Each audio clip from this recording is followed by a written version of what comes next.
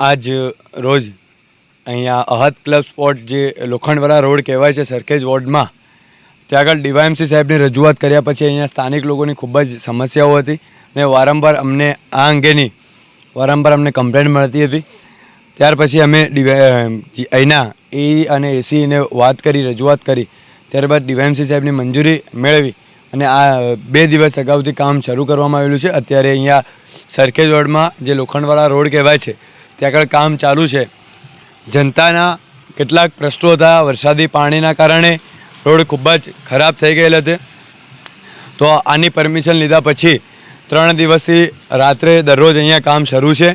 અમારી team એસડીપીની team દરરોજ રાત્રે 3 દિવસથી લગાતાર અહીંયા છે। અત્યારે 2:50 થઈ છે।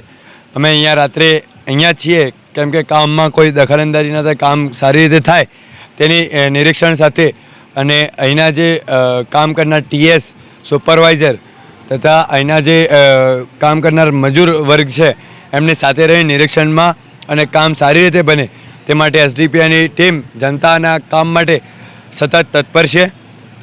આના અગાઉ પણ અમે મક્તમપુરા વિસ્તાર કે સરખેજ વિસ્તાર હોય એના માટે ખૂબ જ રજૂઆતો કરેલી છે અને અમે જનતા માટે કામ કરતા હોઈએ છીએ અને જનતાના પ્રતિનિધિ તરીકે વારંવાર રજૂઆતો કર્યા પછી આજે કામ શરૂ કરવા આવનાર ઇલેક્શનમાં અમે આ અંગે જે કાર્ય કર્યા છે તે પર જનતા અમને ન્યાય સાથે અમે અમારા જે ઉમેદવાર છે એને ન્યાયિક રીતે જીતાડશે। અમે જનતા પર વિશ્વાસ છે।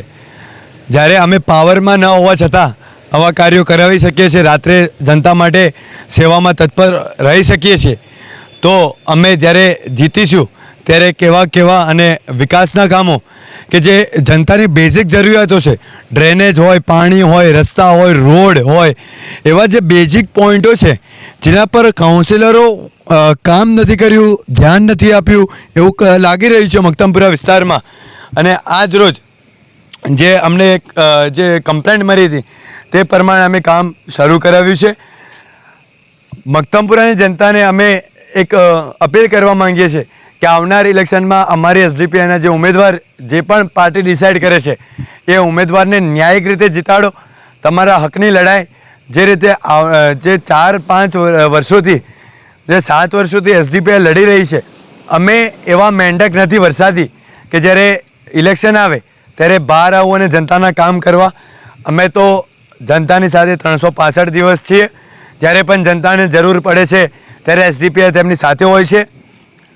અમે જનતાને વાદો કરીએ છીએ કે આવનાર ઇલેક્શનમાં અમે તમારા સુખમાં ન ઊભા રહીએ પરંતુ તમારા દુઃખમાં હર હંમેશ એસડીપીના તમામ કેડરો સૌપ્રથમ રહેશે।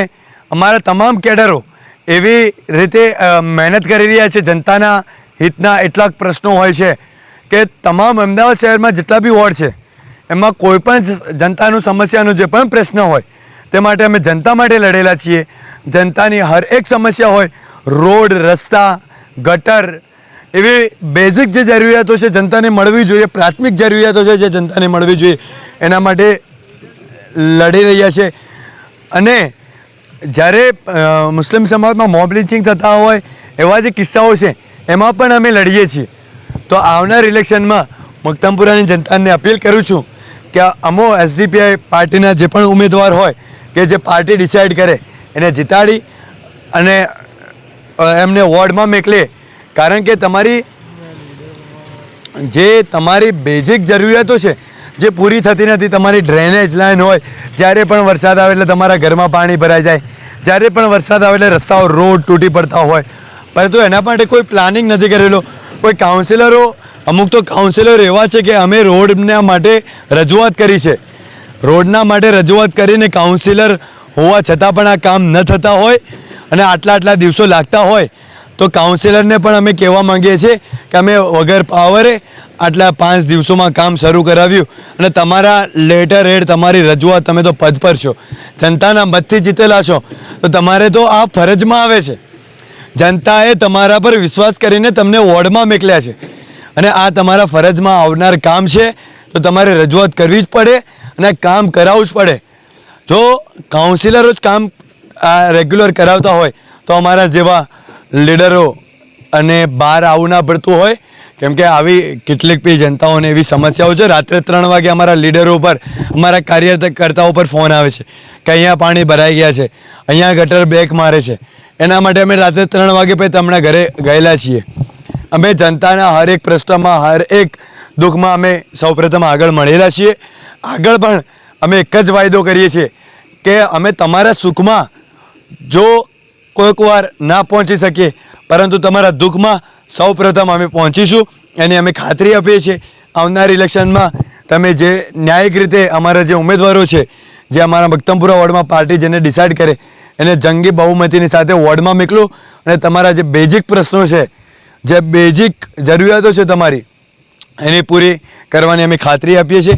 હજુ અમે પાવરમાં નથી અને આ રોડના જો કામ કરાવી શકતા હોઈએ, જો તમારી ડ્રેનેજ લાઈનો સાફ કરાવી શકતા હોઈએ, તમારી જે બેઝિક જરૂરિયાતો અધિકારીઓ દ્વારા એમને આપવામાં નથી આવતી, એમના પાસેથી લઈ અને તમને પૂરી પાડતા હોઈએ, તો અમે જીતીને તમને એવા કામ કરી બતાવીશું કે મક્તમપુરા વિસ્તારને પ્રહલાદનગર અને જે શેલા વિસ્તાર છે એ ખૂબ જ વર્ષો પહેલાં મતલબ મક્તમપુરા અને સરખેજનું જે ડેવલપમેન્ટ થયું એના બાદ એનું ડેવલપમેન્ટ થયું છે, પણ તેની દશા તમે જોઈ લો.